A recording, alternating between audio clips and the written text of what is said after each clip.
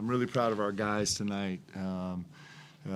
Coach Nick Robinson put together this scout, and the guys really locked in and took a team that's been on fire. Like this Nevada team has been one of the scariest offensive teams that we've prepared for. Their backcourt is just so skilled and so effective, and been making shots, and not shots that are hard to take away. And our guys were really locked in, and they managed the defensive end really, really well the whole game, minus a couple transition opportunities that we wish we'd get back. But otherwise, they managed it really well, and we managed some frustration on the offensive end really, really well. And that's a huge skill, is to manage frustration and not let it get you sideways, and our guys did that. So huge win for us. Really important. Really proud of our guys and excited to get on to the next one. When you say the defense was able to take away the shots, what type of shots were you trying to avoid? Well, a couple things.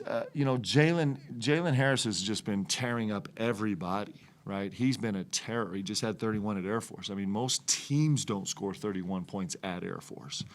And he's just been shooting the ball so well, and he's a 3-level scorer off the bounce. And Jake Toulson had that assignment tonight with a team scheme, and he did an unbelievable job. And I think everybody in the Mountain West is scared of Jazz, right?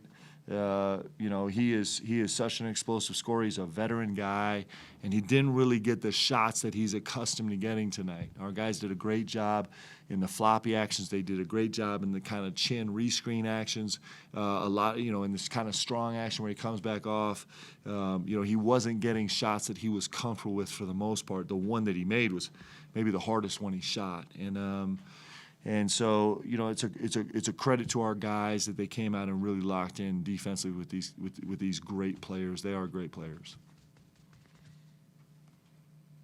What was kind of key to locking down the three-point line? Because guys were sort of flying all over the place around that arc. Was it just effort, or? Well, it was effort, and it was focus. It was also some game plan. Credit Coach Robinson. They run a lot of floppy action, and we actually made the decision that we were going to, non-contact show a lot on the bigs and actually have a second support guy out there at the three-point line, which is not something you traditionally do. And, the first 2 possessions of the game, the ball ended up in the players' hands that we wanted it to, and they had to go make plays from 12 feet, which is not really their comfort zone. And so our guys executed that really, really well, and it functioned for most of the night. I mean, really, genuinely, the only thing that I was disappointed in at all on the defense end was a couple transition opportunities when there were just a little bit of overflow of frustration on the offensive end. But it was really solid. So it was a great game plan. Our guys paid attention to it, and I got to sit back and watch. Has there been an effort to take more three-pointers? I know that you've made 10 or more in 5 straight games. Has there been an effort to take more as an offense?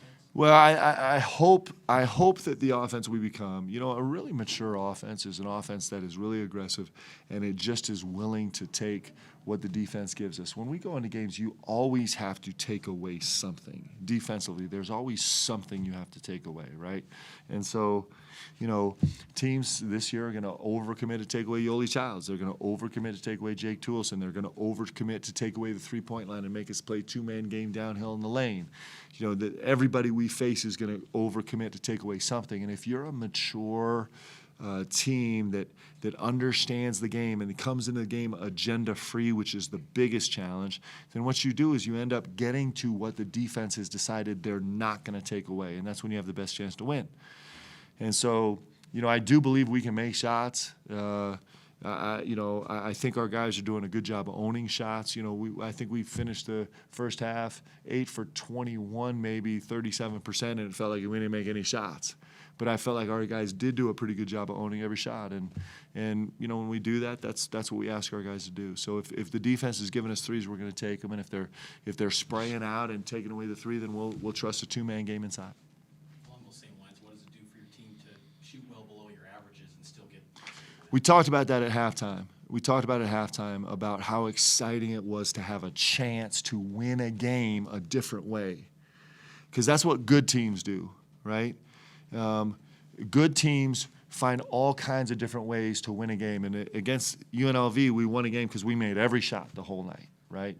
And tonight we got to try and win a game another way, a different way. And as we get into league play and then in the WCC tournament, trust me, we're going to have to win games a bunch of different ways. And the fact that our guys recognized they had that opportunity at halftime, recognized that they had to manage the frustration at halftime, and then came out in the second half and actually continued to do it is a good sign for us. Like, we're making progress, right? And we're growing, and that's all we can ask of ourselves. I wish we would grow faster. Our guys wish we would grow faster because we're really, we're OCD like that. But I think we're making good progress right now. What did Nevada do in the first half to kind of make things tough for Rio? So Nevada, I actually really like the way they handle the post. So what they do is on the catch, they take away middle vision, and then they bring a monster bottom. It's really not a monster on the catch. It's a monster as soon as they anticipate you turning baseline, they're bringing a second defender, and they really crowded the lane. And we got a little bit frustrated with passing it out every time, although it was effective, right? And we gave in a little bit too much to attacking the middle. Just because of the look, we gave into attacking the middle. So it was a great defensive scheme on their part. We understood that that's what they were, they do it consistently. They do it really well. We didn't respond to it great. That's on me. I should have prepped my guys better. But it is really effective. Yeah, with all you guys have been through, I mean, is it kind of nice to see plus 14 in the rebound margin tonight? Yeah, I mean, that's could you imagine if we become a team, which we are working so hard to do, that really rebounds the ball? I mean, can you imagine? Like, then all of a sudden it gives us a chance to win another different way, right?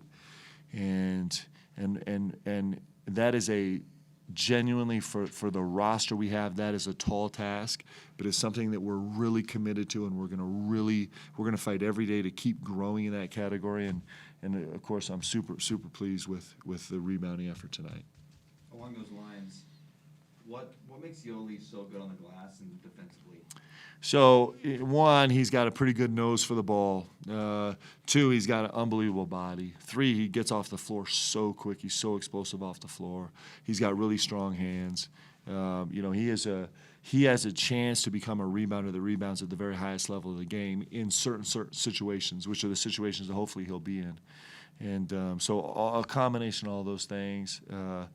I thought Yoli was actually really good tonight on the defensive end of the floor. I thought he was really, really solid. It got a little tricky for him down the stretch when he was matched up with Jalen Harris, but he wanted that, right? And that's a part of the game where he'll continue to grow. And by the end of the season, he's going to, we'll be able to put him on their best player, whatever position, and he's going to manage it, right? And so I thought he was terrific on the defensive end and rebounding the ball tonight.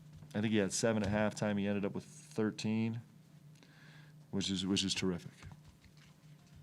This is going to be your first trip to the Beehive Classic. What are your thoughts about it, and do you think this type of event is beneficial to all the teams, and do you think it should continue?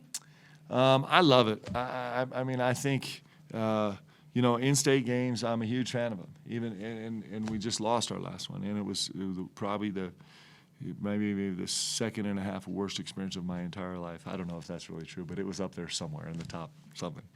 But the games are great, right? And they're really important for us. You know what? Listen, that was a devastating deal a week ago, and but I talk about this all the time. It was really devastating. But this game doesn't ask you what you did yesterday. It asks you how you're going to respond to what happened yesterday. And I mean, can anybody complain about how this team has responded? Right? It's responded beautifully. And we get another shot to go play an in-state game. And these in-state games, they bring everything out of you. The in-state games exposed me last time, right?